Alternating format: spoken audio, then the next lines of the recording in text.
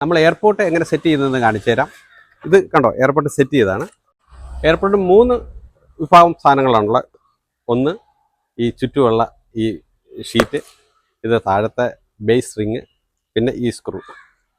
ആദ്യമായിട്ട് ഈ നമ്മുടെ ഈ ചുറ്റുമുള്ള ഈ ഷീറ്റ് എടുക്കുക. ഈ ഷീറ്റിന് മുകളിൽ ഹോളില്ലാതെ, അതായത് 3-4 ഇവിടെ ഹോൾ ഇല്ലാതെയും ബാക്കി ഹോളും ഉണ്ട്. ഇതിൻ്റെ ഈ ഓപ്പൺ ഹോള് പുറത്തേക്കും ഈ നമ്മുടെ ക്രോസ് ചെയ്തിരിക്കുന്ന ഈ എഡ്ജ് ഉണ്ടല്ലോ, എഡ്ജ് അകത്തേക്കും മാറും.